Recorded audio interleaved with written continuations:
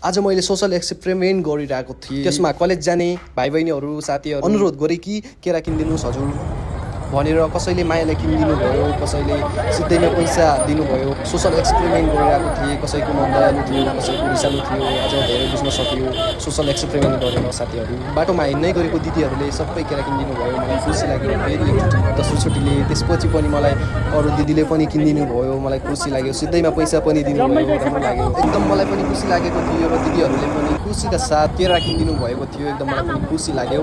हामीहरूले आफ्नो समस्या बतायौँ यस्तो यस्तो भएको छ भनेर, किनिदिनु न भनेर, अनि सोसल एक्सपेरिमेन्ट्स गरिरहेछौँ भनेर। अनि दिदीहरू पनि खुसी भएका थिए। अनि आउनु भाइ भनेर एउटा दिदीले भन्नुभएको थियो। अनि जुत्ता सबमा गएर पनि हामीहरूले बेचेका थियौँ।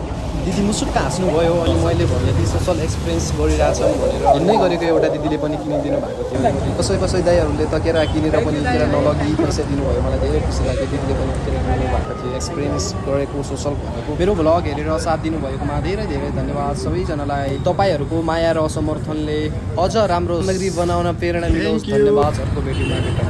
Thank you. लास्ट फाइनली भइसक्यो।